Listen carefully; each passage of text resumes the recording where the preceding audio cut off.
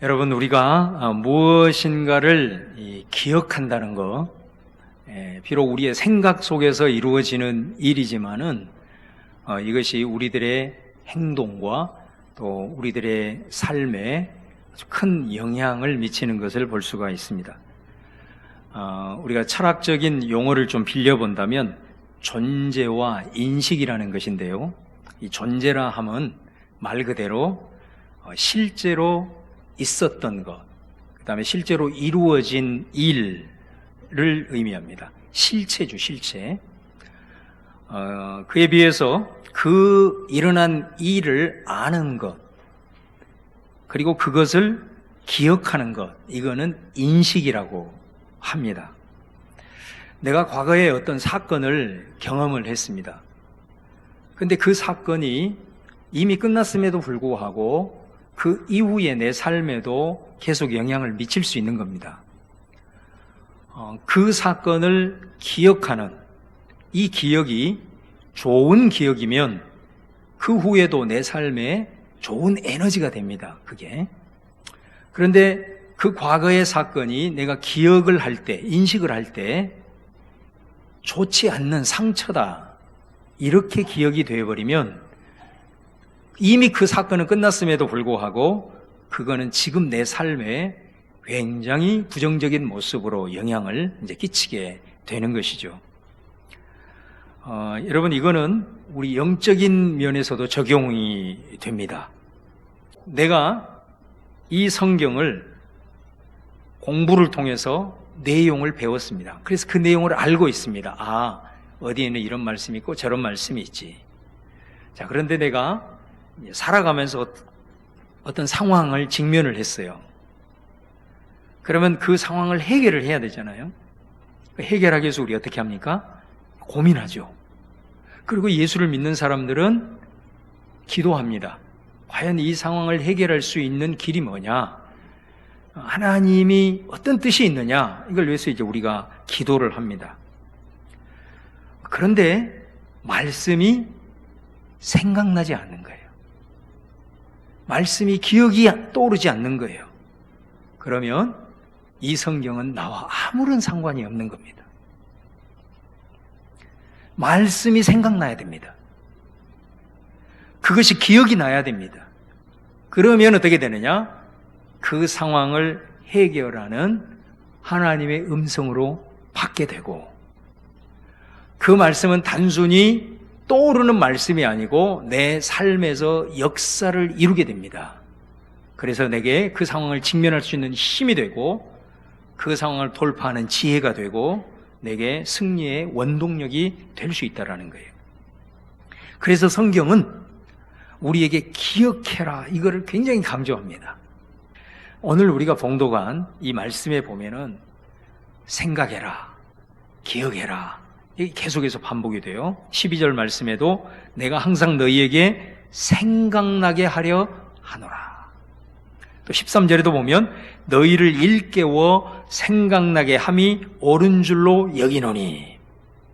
15절에 가보면 어느 때나 이런 것을 생각나게 하려 하노라. 굉장히 놀랍죠? 이 짧은 구절에 계속해서 강조하는 게 뭐냐면 생각나야 된다, 기억나야 된다.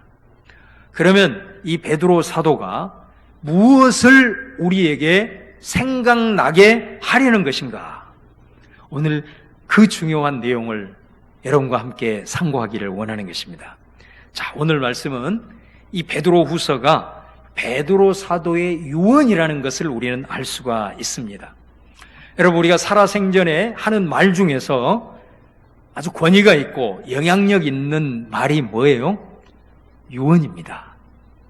우리 옛날 동화에도 보면은 항상 모든 말을 거꾸로 하는 이 청개구리 아시죠? 네, 청개구리는 엄마가 얘기를 하면 항상 거꾸로 하잖아요. 그런 청개구리도 엄마가 죽으면서 하는 유언은 어때요? 그대로 행하는 것을 볼 수 있습니다. 그 유언이 그만큼 영향력이 있다는 거죠. 권위가 있다는 겁니다. 자, 오늘 베드로후서 1장 12절 말씀을 함께 봉독하겠습니다. 시작. 그러므로 너희가 이것을 알고 이미 있는 진리에 서 있으나 내가 항상 너희에게 생각나게 하려 하노라. 너희가 이것을 알고 있다라는 겁니다. 여기서 말하는 이것, 이게 바로 베드로가 우리에게 유언처럼 주는 말씀입니다. 그러면 여기서 말하는 이것은 무엇일까요? 바로 그것은 그 직전의 말씀 11절을 받아서 말씀하고 있는 겁니다. 자, 우리 지난 시간에 우리 함께 나누었던 11절 말씀을 같이 봅니다. 시작. 이같이 하면 우리 주 곧 구주 예수 그리스도의 영원한 나라에 들어감을 넉넉히 너희에게 주시리라. 아멘. 여기서 구주 예수 그리스도의 영원한 나라. 자, 베드로 사도가 우리에게 유언처럼 주시는 이것이 뭐냐? 바로 우리가 장차 가게 될 천국을 말하는 겁니다. 종말에 대한 말씀인 거예요. 이것을 사실은 이미 너희들이 알고 있다는 거예요. 그래서 오늘 이것을 뭐라고 표현하냐면 다른 말로 이미 있는 진리다 이렇게 말하죠. 이 말씀은 뭐냐면 베드로 사도가 우리가 장차 가게 될 천국, 종말에 대한 복음을 새롭게 너희들에게 지금 내가 처음 말한 게 아니라는 거예요.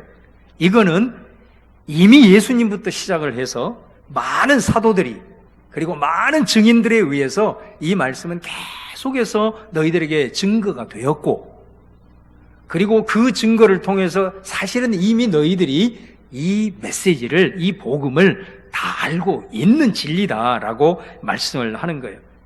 그럼에도 불구하고 베드로는 이것을 이미 너희들이 다 알고 있는 내용이라 할지라도 또 말하는 겁니다. 너희들이 항상 이것을 기억하고 있기를 원한다. 어떤 상황에도, 어떤 순간에도 이걸 잊지 말기를 바란다 라고 말하는 거예요. 13절, 14절을 한번 같이 보겠습니다. 시작. 내가 이 장막에 있을 동안에 너희를 일깨워 생각나게 함이 옳은 줄로 여기노니 이는 우리 주 예수 그리스도께서 내게 지시하신 것 같이 나도 나의 장막을 벗어날 것이 임박한 줄을 알미라. 자, 여기서 이 장막에 있을 동안에, 이 말은 내가 살아있는 동안에 그런 말이에요. 살아있는 동안에 너희가 이 천국 복음을, 종말을 잊지 않고 항상 기억하게 하는 것이 내 마땅한 일이라고 생각한다. 그러면서 얘기를 하죠. 내가 이것을 특별히 너희들에게 이 사실을 강조함은 내 장막을 벗어날 것이 임박했기 때문이다. 다시 말하면 자기 죽을 날이 가까이 왔다라는 것을 말씀하고 있습니다. 베드로는 이어서 15절에 이렇게 말합니다. 15절 같이 봅니다. 시작. 내가 힘써 너희로 하여금 내가 떠난 후에라도 어느 때나 이런 것을 생각나게 하려 하노라. 자, 여기서 내가 떠난 후에도, 죽은 후에도 너희들이 내가 유언처럼 준 이 말, 종말에 대한 복음, 천국에 대한 복음, 이것 잊지 말기를 바란다라고 말을 합니다. 특별히 이 베드로 사도가 이 13절, 14절, 15절에서 우리로 하여금 유언처럼 주신 말씀, 천국에 들어가야 될 것이라는 것, 종말에 대한 이 복음을 강조를 하고 있는데, 특별히 이 말씀에서 우리가 두 가지 단어에 좀 집중할 필요가 있습니다. 그 첫 번째가 뭐냐면 장막이라는 말입니다. 장막. 장막은 그냥 텐트를 말하는 겁니다. 근데 이 장막은 무엇을 의미하냐면 내가 이 땅을 살아가는 내 육신을 가리킵니다. 자, 그런데 왜 베드로는 자기 육신을 장막이라고 표현을 했을까요?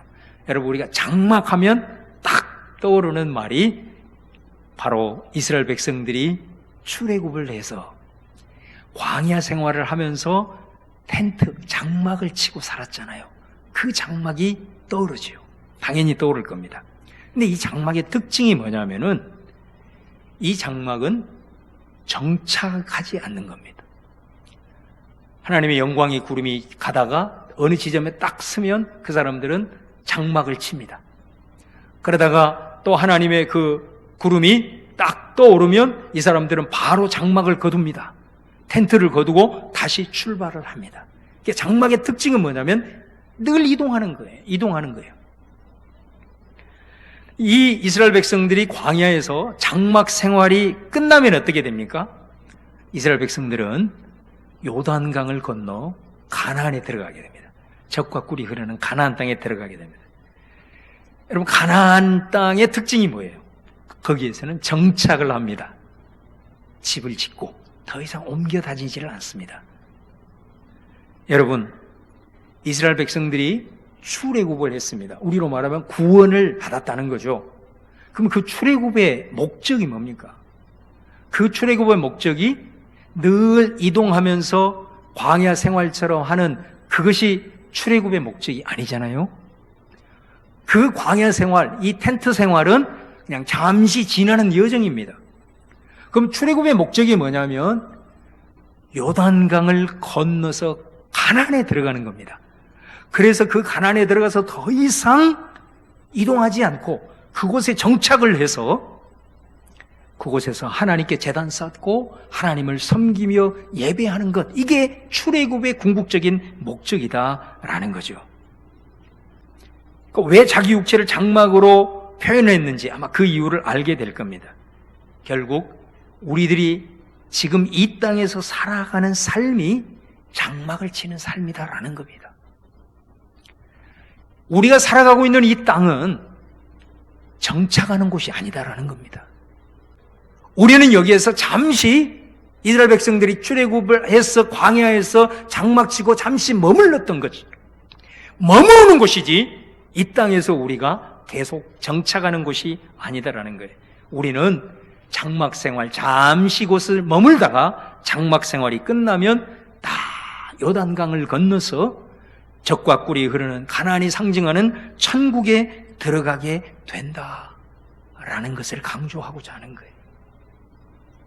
또 15절에 보면 내가 떠난 후에라도 이런 표현이 나와요. 여기서 떠난다,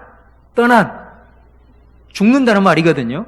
근데 이 떠남이라고 하는 게 헬라어 단어에 보면 엑소도스라는 단어를 씁니다. 여러분, 엑소도스 하면 뭐 생각나요? 출애굽을 엑소도스라고 그러죠. 엑소도스는 원래 그 의미가 탈출하다, 해방되다 그런 뜻입니다. 사도 베드로는 자기의 죽음을 뭐라고 얘기하냐면 탈출이라고 말합니다. 해방되었다라고 얘기를 하고 있는 것입니다. 새로운 세계를 향하여 지금 내가 살아가고 있는 이 땅을 탈출했다라고 보는 겁니다. 여러분, 자신의 죽음을 이 땅에서 탈출해서 새로운 세계로 들어갔다라고 표현을 하는 거예요. 그러면 그 새로운 세계로 들어가서 보니 내가 탈출한 이 세상은 어떤 곳이었다는 거예요? 그곳이 애굽이었다는 겁니다. 애굽에서 이스라엘 백성이 어떻게 살았어요? 포로로 살았잖아요. 거의 죽을 고통과 그 신음을 하면서 살았던 거예요. 내가 이 육신의 죽음으로 세상 사람들은 다 끝나는 것이라고 생각하지만 그리스도인들은 이 죽음이 우리가 살아가고 있는 애굽 생활을 탈출하는 겁니다. 벗어나는 겁니다. 그리고 새로운 세계로 들어가는 겁니다. 그 새로운 세계에 들어가서 내가 지금까지 살아온 이 땅의 삶을 돌아보니까 완전히 그 삶은 애굽이었다라는 겁니다. 그것을 말하고 있는 거예요. 사도 바울도 고린도후서 5장 1절에 보면 만일 땅에 있는 우리의 장막집이 무너지면 하나님께서 지으신 집 곧 손으로 지은 것이 아니요 하늘에 있는 영원한 집이 우리에게 있는 줄 아느니라. 바울도 똑같이 우리의 육신을 장막으로 표현합니다. 이 장막집이 무너지면, 그 말은 내가 죽으면 우리 그리스도인들은 안다는 겁니다. 뭐를 안다는 겁니까? 죽음과 동시에 하늘로부터 영원한 집이 우리를 기다리고 있다는 것을 안다는 겁니다. 여러분, 하늘로부터 오는 이 영원한 집이 뭐를 말합니까? 이게 바로 부활체를 말하는 거예요. 부활체. 여러분, 우리가 천국에 가는데 우리가 어떻게 생각하냐면 천국에는 영적인 어떤 세계로 생각을 합니다. 아닙니다. 실체입니다.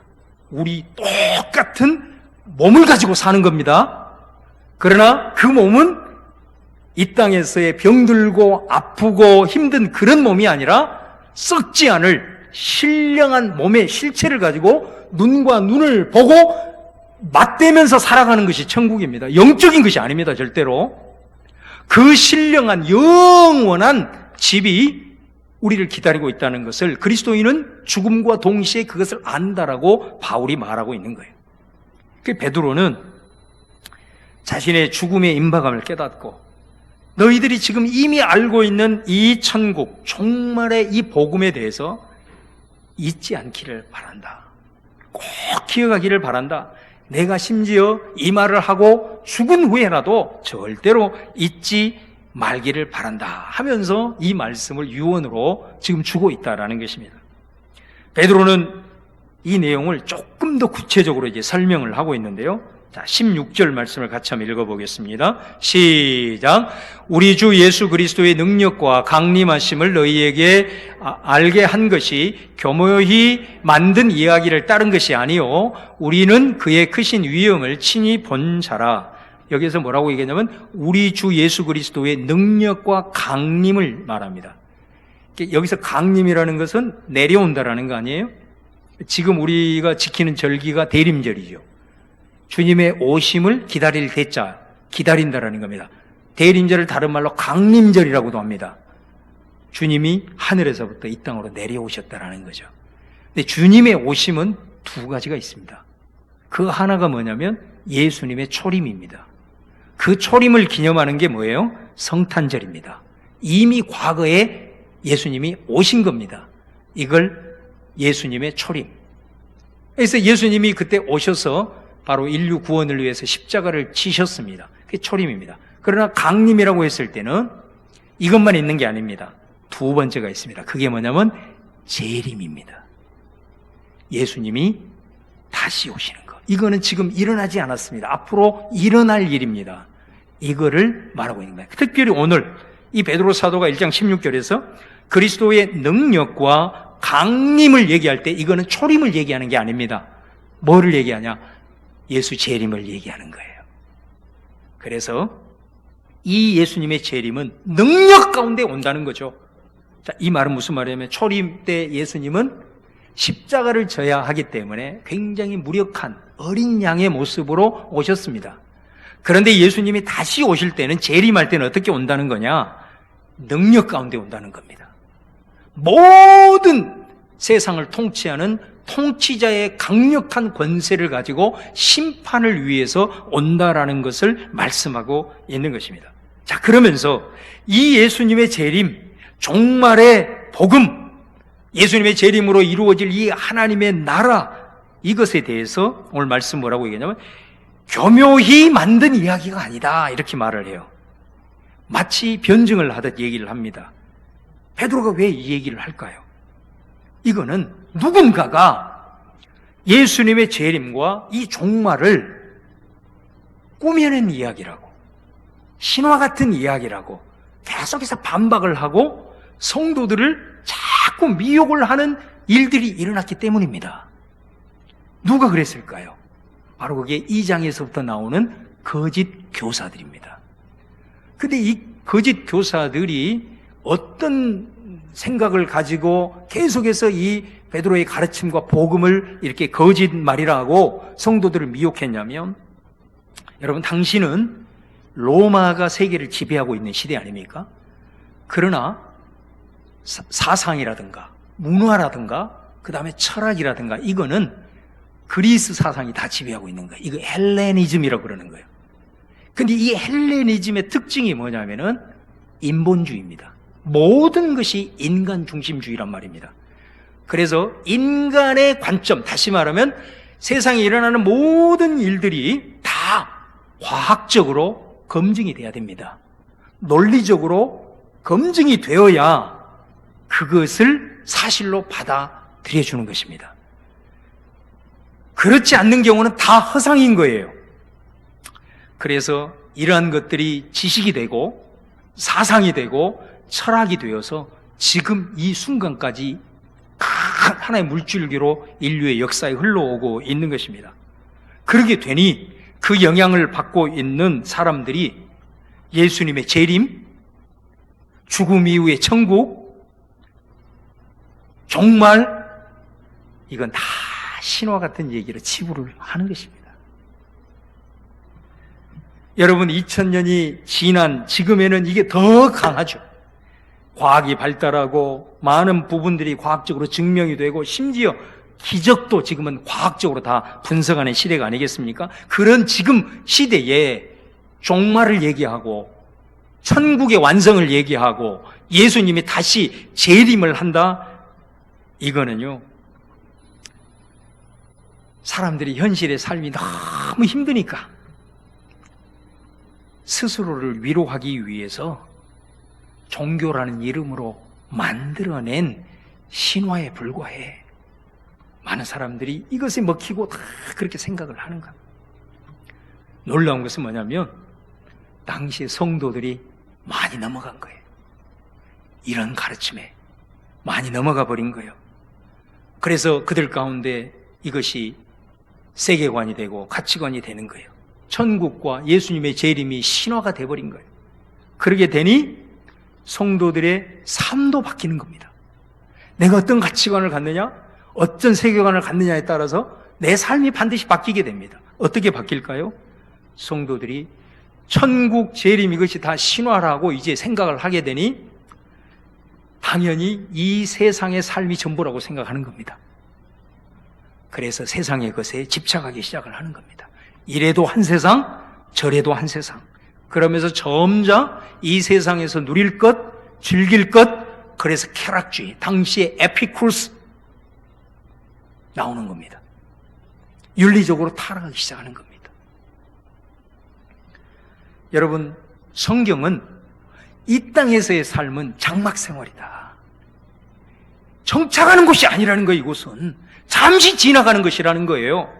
우리는 이 죽음과 함께 시작되는 부활체를 가진 그 천국이 진짜 이스라엘 백성들이 가나안 땅에 들어가서 그곳에서 정착하는 삶인 것처럼 우리가 바로 그 때를 준비하는 지나가는 인생이 이 땅의 삶이어야 우리가 베드로가 강조했던 이 땅을 살아가면서 신성한 성품에 참여하기를 위해서 애를 쓰고 수고할 수가 있는 것 아니에요? 근데 그것이 신화가 되니 어떻게 되는 겁니까? 신성한 성품에 참여하는 거?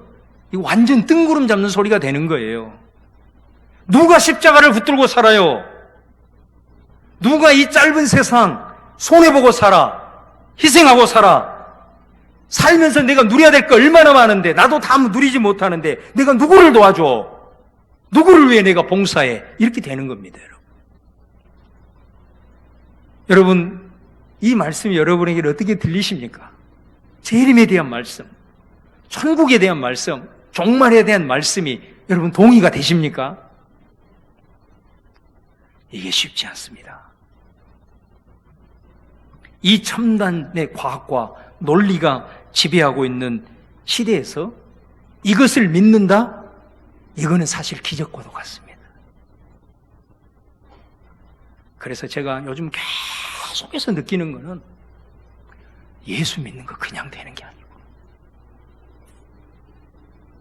그래서 바울은 하나님의 택함 받는 자만이, 창세전에 예정된 자만이 예수님을 믿을 수 있는 거구나, 이 복음을 믿을 수 있는 거구나. 그 바울의 가르침이 요즘 얼마나 내게 강하게 다가온지 몰라요. 예수 믿는 거 쉬운 거 아닙니다. 아무나 믿는 거 아닙니다, 여러분. 이 얘기를 들으면서 동의가 되세요? 재림, 천국, 종말,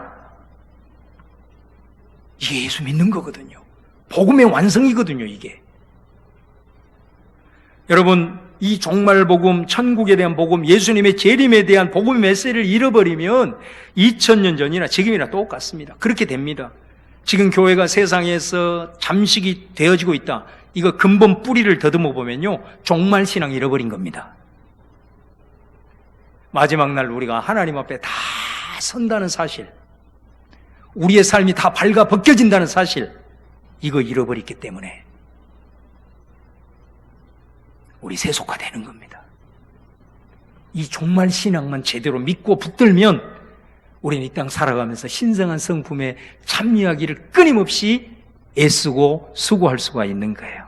그래서 베드로 사도는 이런 상태로 전락한 성도들을 향하여 자신의 죽음을 앞두고 전해야 될 수많은 말씀 중에서 특별히 이 종말에 대한 말씀을 마치 피를 토하듯이 이건 놓쳐버리면 믿음은 끝난다.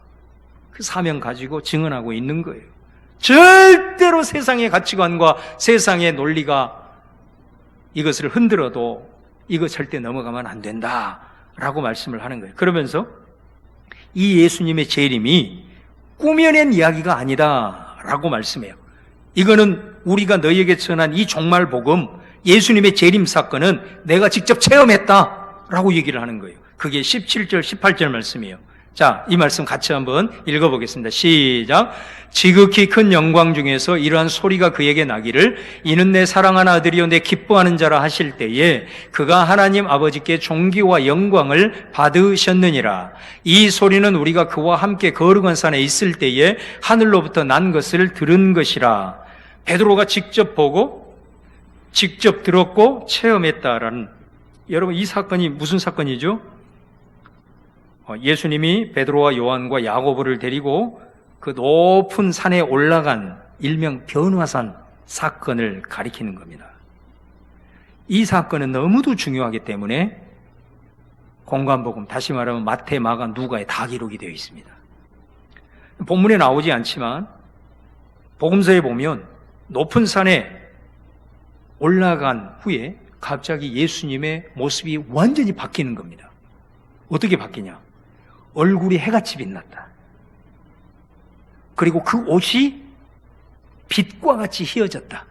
여러분, 이 변화산에서 베드로가 본 성경이 증언하고 있는 예수님의 이 모습이 어디에 나와요? 마지막 날 요한계시록 21, 2장에 새하늘과 새 땅이 이루어지는 그날 예수님의 모습인 이게. 근데 이 변화산 사건이 예수님과 관련해서 무슨 의미가 있길래 베드로 사도는 지금 그 사건을 오늘 이 말씀에 기록을 하고 있느냐라는 겁니다. 예수님이 변화산 사건에 올라가기 전에 제자들에게 하신 말씀이 있어요. 이 말씀이 너무 중요해요. 그래서 이 복음서에 기록이 다 되어 있거든요. 변화산 올라가기 직전의 말씀을 한번 보세요. 그 중에 하나를 살펴보겠습니다. 마태복음 16장 28절. 자, 같이 한번 볼까요? 시작. 진실로 너희에게 이르노니 여기 서 있는 사람 중에 죽기 전에 인자가 그 왕권을 가지고 오는 것을 볼 자도 있느니라. 자, 여러분 여기에 보면 인자가 왕권을 가지고 온다. 이거는 예수님이 오는 것이 초림이에요? 재림을 말하는 거예요? 재림을 말하는 거죠. 그리고 나서 바로 이 말씀이 끝나자마자 어떤 사건이 기록이 되어 있느냐? 변화산 사건이 기록이 되어 있는 거예요. 그래서 이제 변화산 사건으로 올라갑니다. 그래서 이 변화산에서 예수님이 변형된 사건은 뭐를 보여주느냐면 예수님이 다시 재림할 때 권능과 영광스러운 모습, 이거를 제자 중에서 이 세 명에게 미리 보여준 겁니다. 변화산 사건은 예수 재림한 그 모습을 미리 그들에게 체험하게 한 사건이다라는 거예요. 그래서 이 말씀은 모든 제자에게 얘기했지만 이 사실을 직접 들은 사람은 12명 제자 중에서 요 3명. 그래서 이것을 너희 가운데서 본 자들도 있느니라, 이렇게 예수님이 말씀을 했던 거예요. 근데 여러분, 예수님이 그 변화산에서 영광스럽게 재림 예수의 모습으로 변한 것만이 아니라 하늘로부터 음성이 들려왔어요. 어떤 음성이 들려왔냐? 이는 내 사랑하는 아들이요 내 기뻐하는 자라 라는 음성이 하늘로부터 들려온 겁니다. 여러분, 이것을 베드로가 직접 듣고 오늘 기록한 거예요. 베드로가 기록한 이 말씀의 의미가 뭘까요? 왜 하늘에서 음성이 들려왔는데 내 사랑하는 아들이라고 얘기를 했을까? 이 말씀은 시편 2편의 말씀에 예언이 응한 겁니다. 시편 2편은 어떤 시편이냐면 메시아 시편입니다. 거기 2편 7절 이하에 보면 이렇게 기록이 되어 있습니다. 내가 여호와의 명령을 전하노라. 여호와께서 내게 이르시되 너는 내 아들이라. 오늘 내가 너를 낳았도다. 내게 구하라. 내가 이방 나라를 내 유업으로 주리니 내 소유가 땅끝까지 이르리로다. 네가 철장으로 그들을 깨뜨리며 질그릇같이 부수리라 하시도다. 여러분, 여기에서 아들은 어떤 모습이죠? 굉장히 권세가 있는 모습이죠. 그래서 이스라엘 사람들은 이 시편 2편을 마치 다윗으로 생각을 했습니다. 다윗과 같이 힘이 있고 철장 권세를 가지고 이방 나라를 다 깨뜨려 부순, 여러분, 하나님의 아들이요, 다윗과 같은 그런 철장 권세를 가지고 있는 누구예요? 한 사람밖에 없습니다. 바로 그분이 예수입니다. 예수 그리스도. 그래서 이 시편 2편 7절에서 9절은 메시아 시편인데 어떤 메시아냐? 우리를 구원하기 위해서 아기 예수로 오신 그 예수를 말하는 게 아니고 다시 오실 재림 예수에 대한 예언의 말씀이에요. 그래서 오늘 재림 예수를 보여주면서 하늘에서 음성이 들린 겁니다. 재림 예수, 메시아, 네 앞에 서 있는 그 예수는 재림 예수다라고 말씀을 하고 있는 거예요. 그 다음에 여기서 내 기뻐하는 자라 이렇게 말했습니다. 이건 이사야 42장 1절 말씀이 성취된 것입니다. 42장 1절 말씀, 내가 붙드는 나의 종, 내 마음에 기뻐하는 자, 곧 내가 택한 사람들을 보라. 내가 나의 영을 그에게 주었은즉 그가 이방에 정의를 베풀리라. 예수님에 대한 예언의 말씀이거든요.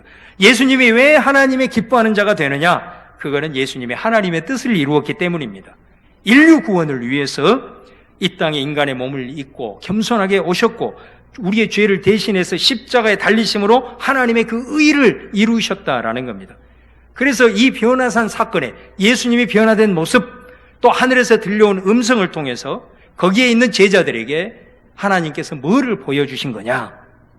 지금 네 앞에 있는 이 예수는 이제 잠시 후에 십자가를 지고 모든 인류 죄를 대속하기 위해서 죽어 모든 인류를 구원하여 하나님의 뜻을 이루는 메시아고, 더 나아가서 반드시 부활하여 승천해서 때가 되면 반드시 재림해서 통치 권력을 가지고 오셔서 모든 하나님의 나라를 완성할 메시아다라는 것을 변화산 사건을 통해서 미리 보여주시고 들려주셨다라는 메시지가 되는 겁니다.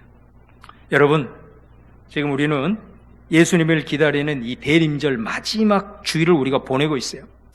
25일이 되면 예수님이 오신 성탄절을 우리가 맞이하고 축하합니다. 그거는 이미 오셔서 이루신 인류 구원의 역사를 우리가 회상하고 다시 돌아보고 기억함으로 말미암아 그 사건이 내 사건이 되어서 구원의 사람으로 하나님께 감사하면서 마땅히 영광을 올려드리는 것입니다. 그러나 이 대림절은 그것만 있는 게 아닙니다. 다시 오실 예수를 기다리는 절기다 이 말입니다. 여러분, 그래서 이것은 아직 이루어지지 않는 일이지만 예수님은 종말에 반드시 다시 오셔서 새로운 하나님의 나라의 역사를 완성을 하시는 것입니다. 이 말씀이 기록된 당시에도 예수님의 재림과 종말의 복음을 논리적이지 않다, 과학적이지 않다, 그런 사상으로 많은 성도들이 미혹을 당했던 것처럼 오늘 이 첨단 과학과 모든 것이 증명되어야 되는 이 논리의 시대 속에서 얼마나 이 믿음을 지켜가는 것이 힘든 것인가라는 것을 우리는 다시 한번 깨닫게 됩니다. 이것을 주장하는 사상과 맞서서 베드로 사도는 자신의 체험을 통해서 전하고 있는 겁니다. 이 얼마나 메시지가 중요하면 죽음을 남겨두고 많은 말씀을 해야 됨에도 불구하고 그 말씀 중에서 유언으로 이 재림신앙, 종말복음을 우리에게 증거하고 있겠느냐라는 것입니다. 자기 자신이 변화산 사건을 통해서 예수님의 재림하는 모습을 미리 보았고 그것을 들었다라고 하는 이 확실한 증거를 가지고 내가 너희에게 전하니 어떤 혼란 시대가 와도 이 복음 끝까지 붙들고 마지막까지 반드시 이겨내라. 할렐루야. 예, 그 말씀하고 있는 거예요. 여러분, 오늘 우리 교회의 올해 표어가 뭐예요? 오직 복음으로잖아요. 2021년 우리 내년도 표어가 뭔지 아세요? 한번 따라서 하겠습니다. 복음으로 돌아가자. 복음으로 돌아가자. 예. 이제는 이 복음이 아니면 우리는 믿음도 지킬 수 없는 시대가 오기 시작했습니다. 복음 붙들어야 됩니다. 복음의 시작은 예수님이 인간의 몸을 입고 이 땅에 오신 것이요, 복음의 완성은 예수님의 재림입니다. 재림, 종말, 이것 붙들어야 우리의 믿음이 완성이 되는 겁니다. 이 복음이 확고해야 우리가 이 땅을 살아가면서 정착하는 인생 살지 아니하고 지나가는 인생 속에서 신성한 성품을 끊임없이 참여하면서 추구하면서 살아갈 수가 있다는 것입니다. 이 복음으로 승리하는 우리 사랑하는 성민의 가족들 다 되시기를 주님의 이름으로 축원합니다.